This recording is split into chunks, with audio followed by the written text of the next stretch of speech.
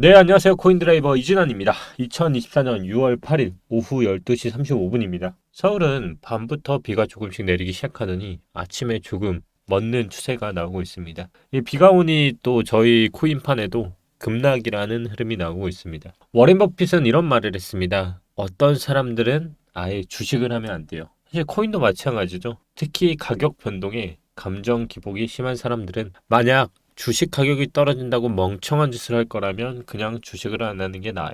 시장은 급락이 나왔습니다. 이 때문에 포지션이 대거 청산을 했고요. 그 금액은 무려 1시간 동안 2억 8,520만 달러라고 합니다. 여러 이야기가 많습니다. 금리 인하가 늦춰질 거라는 이슈. 또 하나는 고용지표 예상치보다 나오지 않았다. 여러 가지 설들이 많고요. 하지만 원인은 사실 결과가 나온 뒤에 나오는 거기 때문에 사실 재료로서밖에 사용하지 않습니다. 저는 계속적으로 말씀을 드립니다. 그럼에도 불구하고 시장은 건강한 조정 중이고 상승을 향해 가고 있다라고 말씀을 드립니다. 하지만 안타깝게도 알트코인들은 좋지 못한 모습이 보이고 있고요. 비트코인 그리고 이더리움 특정 코인만 잘 버티고 있는 모양새입니다. 미국의 5월 비농업 고용 보고서에서는 예상보다 강력하게 나왔고요. 9월 금리 인하 전망이 조금 더 뒤로 간다는 소식에 이번 하락이 적용을 할지언정 결국 9월이냐 12월이냐 이 결론은 계속 같을 겁니다. 결국 비트코인이 올해 들어 큰 상승장에 돌입했다가 잠시 정체기를 겪었고 다시 한번 기지개를 펴기 위한 움직임을 보이고 있는 현 가운데 결국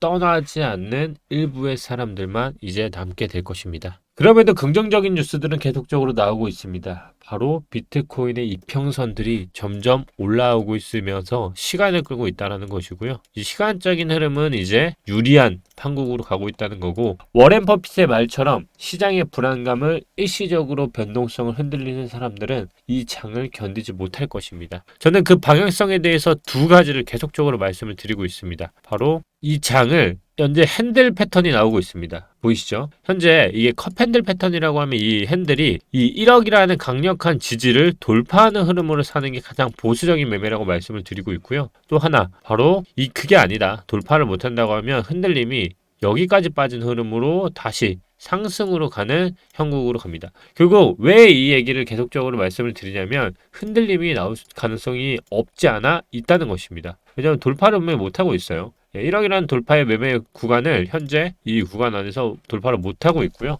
돌파를 하는 게 가장 보수적인 매매라고 했던 것처럼 이 흔들림이 계속적으로 버핏이 말하는 것처럼 주식, 코인 모든 흔들림을 다 겪으려고 하는 분은 이 장을 못 견딜 겁니다. 그만큼 그들은 우리에게 매매에 있어서 자리를 주지 않고 갈 가능성이 있습니다. 하지만 저는 긍정적인 메시지들이 계속 나오고 있다 했습니다. 그게 뭐냐면 비트코인을 사고 있는 주체들이 누구냐는 겁니다. 바로 기관이자 바로 나스닥 상장사들입니다. 나스닥 상장사들도 비트코인을 매수를 하나 둘 진행을 하고 있는 것으로 나타났습니다. 이미 진작부터 비트코인 매수를 시작했던 대표적인 기업이 있었습니다. 바로 마이크로스트레티지였고요. 나스닥뿐만 아니라 전 세계에서도 단일 기업으로는 가장 많은 비트코인을 매수한 것으로 전해지고 있죠. 현재 비트코인 보유량만 24만 BTC를 넘었고요. 비트코인이 지금까지 태어나고 총 발행한 그 전체 개수 중에서 1%를 한 기업이 보유하고 있습니다. 비트코인이 상승하다 보니 이 기업의 주가까지 상승을 했습니다. 무려 140%가 넘게 상승을 했고요. 뿐만 아니라 테슬라, 마라톤 디지털, 코인베이스 등 나스닥에만 비트코인을 보유한 기업이 40개에서 50개로 늘어갔습니다.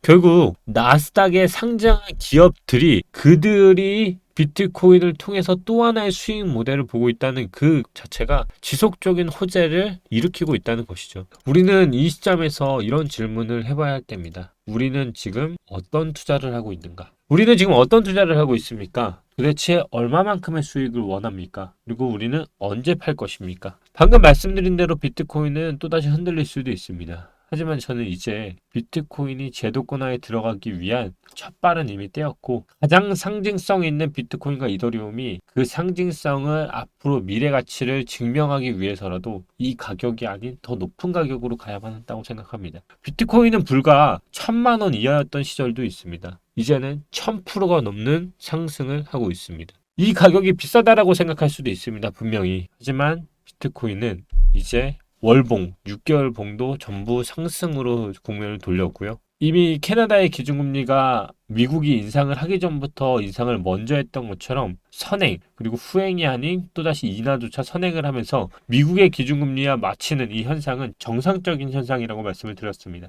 결국 이 여파는 비트코인 시장에 불러일으켜서 할 수 있을지언정 결국 이 거대한 파도가 오는 것을 모르는 투자자들이 있다면 저는 다시 한번 생각을 해봐야 한다고 생각을 합니다. 사실 지난 시간에 비트코인에 대해서 계속 말씀을 드린 것처럼 이번 시간에는 알트코인에 대해서 말씀을 드린다 했습니다. 저는 지금 비트코인 차트가 너무나도 좋다고 생각을 하기 때문에 사실 지금 사는 것도 나쁘지 않은 선택이라고 계속적으로 말씀을 드리고 있습니다. 하지만 그 흔들림이 단순히 단기적인 흔들림에 흔들리시는 분들이라고 한다면 저는 1억을 완전히 돌파하고 안착을 하는 순간 들어가는 걸 추천을 드리고요. 그게 아니다 싶으신 분들은 대신에 가격을 9천만 원이 깨지지 않는다고 하면 저는 비트코인은 계속적인 상승이 이어질 것이라 보고 있는 이 입장만 고수해 주시면 될 것 같고요. 지난 시간에 말씀드린 것처럼 알트코인에 대해서 조금 살펴보려고 합니다. 저는 특정 알트코인들에 대해서 사실 지금 두 가지 관점으로 보고 있습니다. 뭐냐면 첫 번째는 무너진 코인과 무너지지 않은 코인입니다.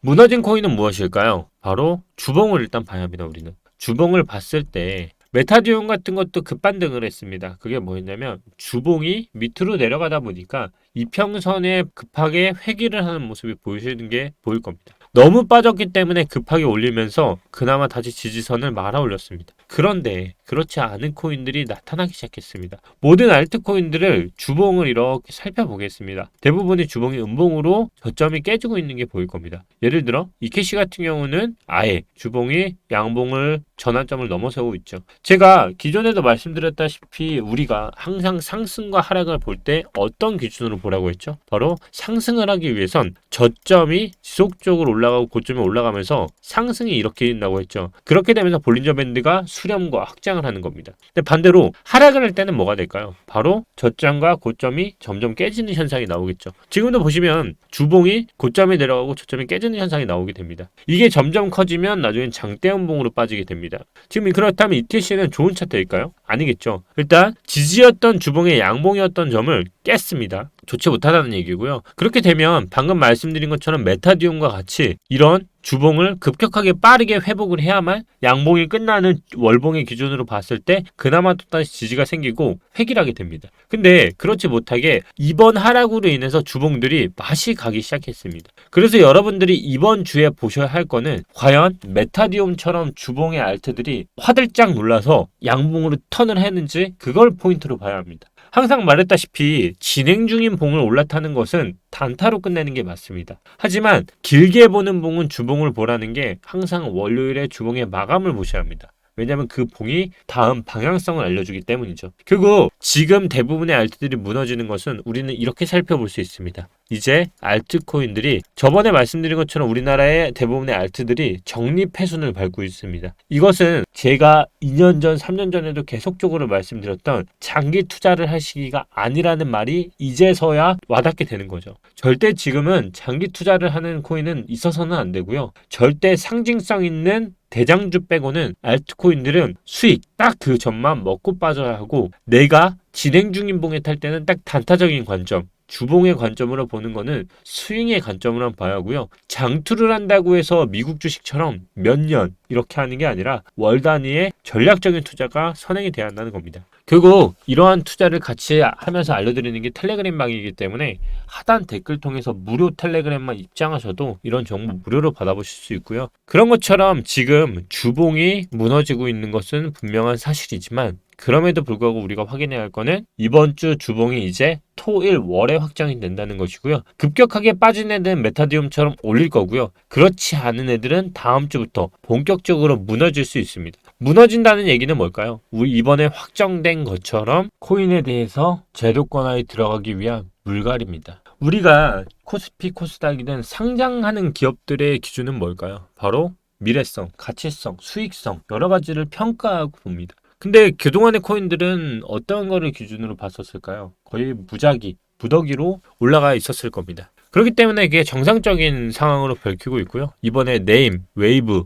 다 마찬가지입니다. 왜 없어지겠습니까? 상패 이유에 대해서는 간단했습니다. 프로젝트에 대한 개발 품질, 거래량, 네트워크 안전성, 규제 요건 준수, 블록체인에 미치는 영향을 다각도로 고려했다고 밝혔다. 결국 이 고려를 하지 못하는 코인들이 없어지는 것은요, 투자자를 보호하기 위한 정상적인 절차를 밟고 있다는 것입니다. 결국 국내에서도 7월부터 가상자산 이용자 보호법이 시행된다. 가상자산을 투자하고 있는 우리를 보호하기 위한 그 규제는 비록 내가 그걸 코인을 소지하고 있는 사람 입장에서는 내가 손실을 보기 때문에 참 안타까운 일이지만 사실 우리가 이 시장의 더 미래성을 본다고 하면 당연히 있어야 하는 법입니다. 앞으로 여러분들이 없어져야 할 코인들이 나오고 대처하는 투자자가 아니라 우리는 차트로 이미 어느 정도 알 수가 있을 것입니다. 그래서 다음 시간에는 과연 이런 알트코인들 중에서 상패가 예상되는 코인들이 차트상으로 저는 몇 개가 보이기 때문에 한번 다뤄보도록 하겠습니다. 이 영상이 궁금하신 분들은 구독, 좋아요, 알림 설정 부탁드리고요. 다음 주 월요일 시간에 뵙겠습니다. 감사합니다.